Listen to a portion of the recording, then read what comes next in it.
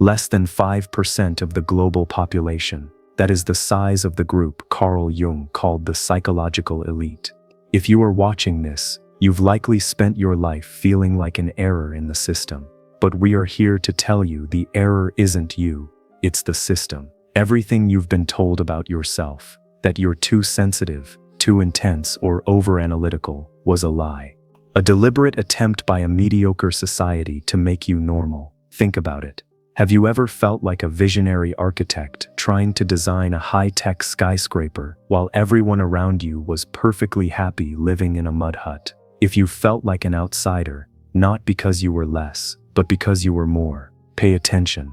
You aren't broken. You've simply been upgraded. In his private clinical files, Jung identified a rare state called differentiated consciousness. This isn't just a personality type. It's an evolutionary leap. A level of awareness that 95% of people will never reach. Your psyche demands a level of truth that makes others uncomfortable. It's why they call you difficult. It's why they try to dim your light. Today we are stripping away the labels. We are descending into Jungian psychology to reveal the 8 definitive signs of the rare personality. If you recognize these patterns, your life is about to make sense, because you aren't too much for this world. The world is simply too small for you. Let's begin. Let us peel back the layers. As we go through these signs, look for that specific internal click. It's the moment you realize your supposed flaws are actually your greatest survival tools. Sign 1. The infrared heart. Have you ever walked into a room where everyone was laughing but you felt a sudden crushing weight of sadness? You aren't moody. You are perceiving the infrared spectrum of human emotion. Jung called this differentiated feeling. Most people only see the primary colors of emotion: anger, joy, sadness. But we know that you see the hidden shades. You feel the fake smile, the suppressed resentment, and the quiet desperation of those around you. Your psyche requires this depth. Without it, you feel like you're starving in a room full of plastic food. You've been told you're too sensitive. The truth, you are an emotional connoisseur in a world of fast food feelings. Sign 2. The sacred refusal. For you, because that's just how it is. Feels like a physical assault on your intelligence. Jung found that rare personalities possess a transcendental function, an evolutionary drive to bridge the gap between the known and the terrifying unknown. While others find comfort in tradition, you find it suffocating. You question everything: your career, your religion, the very fabric of society. This isn't just curiosity. It's a sacred refusal to live what Jung called the unlived life. If you've ever felt like your mind is a relentless detective hunting for a truth no one else wants to see, write "My curiosity is sacred" in the comments. Let us see how many architects are watching. Sign 3. The solitary sun. Most people are mirrors. They reflect the boss, the family, the trend. But you are a sun. You generate your own light, and that's exactly why people try to dim you. Jung called this individuation. It's the agonizing process of killing your persona, that social mask you wear to fit in, so your true self can breathe. You've likely felt the sting of isolation. You've been the difficult one at the dinner table, because you refuse to nod along to a lie. But remember, being alone in your truth is far safer than being lost in a crowd of masks. Your independence isn't a rebellion, it's a soul-level necessity. Sign 4. Psychological fingerprinting. This is where it gets strange. Jung observed that certain rare individuals have a terrifyingly sharp intuition. Within seconds of meeting someone, you aren't looking at their clothes, you are scanning their shadow. You catch the micro tremors in their voice. You see the gap between who they pretend to be and who they actually are. You've probably felt guilty for knowing things about people before they even spoke. Society calls this paranoia. Jung called it unconscious perception. You don't see faces, you see psychological fingerprints. And once you've seen the truth, you can never go back to believing the mask. As we move into the final 4 signs, the stakes shift. We are no longer just talking about your personality. We are talking about your survival in a world that wasn't built for you. Sign 5. The soul's sabotage. Have you ever sat at your desk, looking at a perfect life on paper, but felt like you were suffocating? You aren't ungrateful. You are experiencing what Jung called a productive neurosis. For most people, a job is just a paycheck. For you, if it lacks meaning, it feels like a slow, agonizing soul death. Your psyche requires absolute truth. If you try to live a lie, even a successful one, your subconscious will literally sabotage your life. It will give you anxiety, insomnia, or burnout, not to punish you, but to save you. Jung realized that for the psychological elite, a breakdown is often a breakout. Your soul isn't sick. It's just refusing to eat the crumbs of a shallow existence. Sign 6. The Serpent's Path. Listen closely, because this is the part most people find the most painful. You've likely noticed that you outgrow people, careers, and cities with a ruthless frequency. Jung called this the death-rebirth cycle. While others are happy to live in the same psychological skin for decades, you are like a serpent. You grow, the skin gets tight, and you must shed it or die inside. This isn't just moving on. It's a gut-wrenching conflict where you have to choose between your growth and your history. If you've ever had to walk away from a good life because it felt like a prison, you aren't flaky. You are evolving. Sign 7. The Shadow Mirror. Have you ever noticed that people either treat you like a savior or react to you with unprovoked aggression? There is rarely a middle ground. Jung understood that highly individuated people act as a transformational presence. Because you've done the work to face your own shadow, you unknowingly act as a mirror for everyone else's hidden darkness. When you walk into a room, people don't see you, they see the truths they are terrified to admit to themselves. This is why they try to dim your light or call you intimidating. They aren't attacking you, they are attacking the mirror. Sign 8. The Ancestral Assignment. The final sign is the most haunting and unshakable feeling that you are intended for something. This isn't ego. It's what Jung called a vocation, a calling from the deep self. You've likely spent your life waiting for an assignment, a reason why you were given so much depth and so much struggle. While 95% of people are content to just get by, you feel the weight of humanity's psychological evolution on your shoulders. You are a scout on the frontier of consciousness. You are here to hold a frequency of truth that the rest of the world isn't ready for yet. But wait, before you think this is a gift, you need to understand the cost. There are stages to this transformation, and the final stage is the most dangerous. By now, you likely recognize the signs. But having a rare personality is not a static state. It is a dangerous and transformative journey. Jung observed that the psychological elite don't just exist, they evolve through 3 distinct, often painful stages. Understand this: where you are on this map determines the price you are currently paying for your rarity. Stage 1. The unconscious outsider, or the burden of the mask. In the beginning, you don't feel rare, you just feel wrong. This is the stage of the unconscious outsider. At this level, you are still trying to fit your skyscraper mind into a mud hut's life. You spend your days apologizing for your intensity. You try to mute your high-frequency intuition because it makes your friends and family uncomfortable. Jung spoke about the rigidity of the persona, the stage where you wear a mask so heavy it begins to crush your soul. You've likely felt that if you could just be simpler, you would finally be happy. You suffer from what we call mimicry exhaustion, the sheer fatigue of pretending to be interested in shallow conversations and societal scripts. In this stage, your rarity is a burden. You are a lion trying to act like a sheep, and it is making you physically and mentally ill. This is the stage of unexplained anxiety and the feeling that you are an alien in your own life. Stage 2. The awakened conflict, or the confrontation with the shadow. Then something snaps. Usually, it's a crisis, a burnout, a betrayal, or a loss that makes the mask impossible to wear. You enter stage 2, the awakened conflict.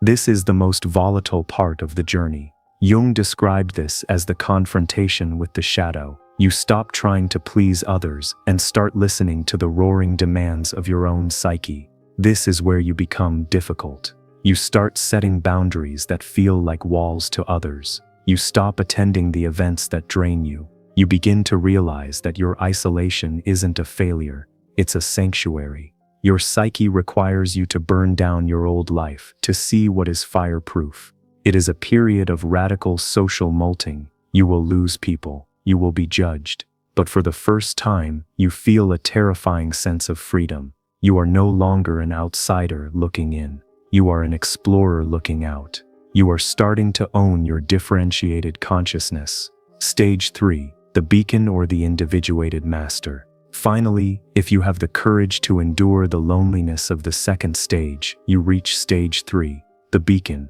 This is what Jung called individuation. You no longer apologize. You no longer explain. You have integrated your depth, your intensity, and even your shadow into a single unbreakable force. As a beacon, you don't try to change the world. You change the world simply by existing in your truth. You have become a transformational presence. People are drawn to you not because you are nice, but because you are real. In a world of echoes, you are a primary voice. You sense that your life is no longer just yours. It is a vessel for the evolutionary progress of the species. You have stopped being a victim of your rarity and have become its master. You understand that your sensitivity was never a weakness. It was the sonar equipment for a journey most people are too afraid to take. But as we reached this peak, Jung issued a final chilling warning. There are 3 traps that can destroy a rare personality before they ever reach the stage of the beacon. And if you aren't careful, your gift will become your prison. Here is the truth that most people are too afraid to tell you. Being part of the psychological elite is not a trophy, it is a responsibility. Jung was obsessed with the concept of enantiodromia, the idea that everything eventually turns into its opposite. He warned that the very traits that make you extraordinary can, if left unchecked, destroy your psyche and your life. There are 3 psychological traps that specifically target the rare personality. You must listen closely, because you are likely falling into at least one of them right now.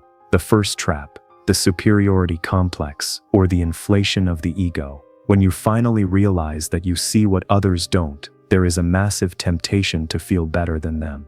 Jung called this psychic inflation. You look at the mud huts of others and feel a sense of cold, intellectual disdain. You stop trying to communicate because they wouldn't understand anyway. Your psyche requires you to remain grounded, but the ego wants to fly too close to the sun. This trap is dangerous because it leads to a profound, bitter isolation. You become a god in a universe of one. You aren't being rare, you are being arrogant.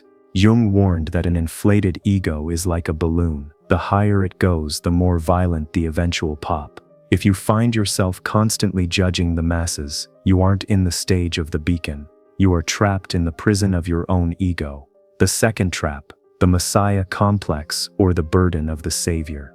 Because you have a transformational presence, people will naturally gravitate toward you with their trauma. The trap is believing it is your job to fix them all.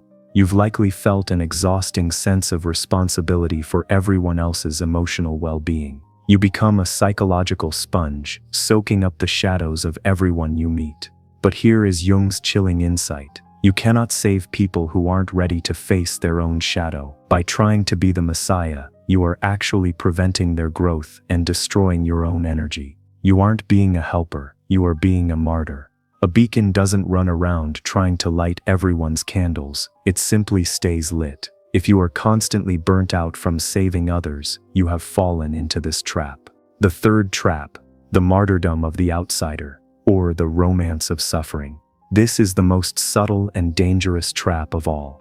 It is the tendency to fall in love with your own pain. Because you've been an outsider for so long, you begin to define yourself by your suffering. You start to believe that being misunderstood is your only identity. Jung warned that rare personalities can become addicted to the drama of their own isolation. Your psyche demands evolution, but this trap keeps you stagnant. You stop growing because you're too busy being the tragic hero of your own story. You use your rarity as an excuse for not participating in life. You say, "The world is too small for me," but you use it as a shield to hide from the fear of actually trying. Jung understood that the cost of psychological rarity is eternal vigilance. You must own your gift without letting it own you. You must be deep without being distant, and powerful without being predatory. But there is one more area where these traps manifest most painfully: your relationships. Why do you attract people who try to consume your light? And how can you find those who will actually match it? Jung once made a profound and somewhat unsettling observation. The more individuated you become, the more your circle will shrink. For the rare personality, relationships are not just social activities, they are high-stakes energy exchanges. If you have this level of depth, you've likely felt like a psychological mirror your entire life. But here is the danger: because your light is so bright, you attract two very specific and often toxic types of people. Type 1. The light seekers. They are the emotional consumers. These are people who are perpetually drawn to your warmth and depth because they have none of their own. They don't want to know you. They want to consume your transformational presence to soothe their own emptiness. You've likely felt the exhaustion of being someone's unpaid therapist or their spiritual anchor, only to find that when you need support, they are nowhere to be found. Jung warned that rare individuals often fall into the trap of unconscious pity. You stay with people not because they match you, but because you feel responsible for their lack of light. But listen closely, you cannot fill a bottomless pit with your own soul. Type 2. The dimmers or the shadow aggressors. Then there are those who don't want to consume your light. They want to extinguish it. Your presence makes them deeply uncomfortable, because it reminds them of the shadow they've spent their lives avoiding. When you speak your truth or show your depth, they respond with mockery, gaslighting, or subtle belittlement. They call you too much or too serious. Jung understood that this is a defense mechanism. They aren't actually attacking you. They are attacking the part of themselves that your existence has accidentally exposed to survive. Your psyche requires you to master what Jung called discrimination. This isn't about being judgmental. It's about being precise. You must stop giving skyscraper-level access to people who only have the capacity for a mud hut. You need to look for the matchers. These are the rare individuals who don't need to be saved by you, and who don't feel threatened by you. They are people whose own individuation process matches yours. You sense them instantly. There is no need for small talk. You dive straight into the deep waters of existence, and for the first time in your life, you don't feel like you're drowning alone. Jung believed that for the rare personality, one authentic connection is worth 1,000 superficial acquaintances. If you haven't found your match yet, it's not because they don't exist. It's because you haven't yet fully accepted your own rarity. You are still trying to be available to everyone, which makes you invisible to the ones who actually speak your language. We have traveled through the depths of your psyche, from the burden of the mask to the dangerous traps of the ego. But now, we arrive at the truth that Carl Jung understood better than anyone else. Your psychological rarity is not a cross to bear. It is a frontier to conquer. For years, you've been told to be quieter, to be more convenient, to shrink your skyscraper mind so it fits into the tiny boxes of others. But look at the history of humanity. Every shift in our consciousness, every leap in our understanding of the soul, came from someone who refused to be small. Your psyche requires you to stop apologizing. The world doesn't need more normal people. It is drowning in normalcy. What the world needs is the 5%. The ones who can perceive the infrared, who can sense the shadow, and who refuse to eat the crumbs of a shallow life. Jung believed that people like you are the scouts of the species. You are here to expand what it means to be human. When you stand in your truth, you give others the unspoken permission to do the same. You aren't just living your own life. You are holding the line for the future of human consciousness. So, let this be your grand affirmation. From this moment on, stop looking for validation from those who only see the mud huts. Their inability to understand you is not a reflection of your worth. It is a reflection of their limit. Your intensity is your strength. Your sensitivity is your sonar. Your complexity is your crown. You sense it now, don't you? The weight is lifting. The wrongness is vanishing. You are exactly where you are meant to be. But before we part ways, we want to ask you one question. Look back at the 3 stages of development we discussed. the unconscious outsider, the awakened conflict, and the beacon. Which stage are you currently standing in? Are you still struggling with the weight of the mask, or have you already begun the fire of your transformation? Share your stage in the comments below. Reading each other's stories is how we realize that while our journey is rare, we are certainly not alone. Your comment isn't just a word, it's a signal to the rest of the 5% that the skyscraper is being built. Thank you for descending into the depths with us. Subscribe, because we are only just beginning to map the territory of your extraordinary mind. Remember, you aren't too much. The world is just too little, and it's time you stopped waiting for it to grow up. See you in the next dimension.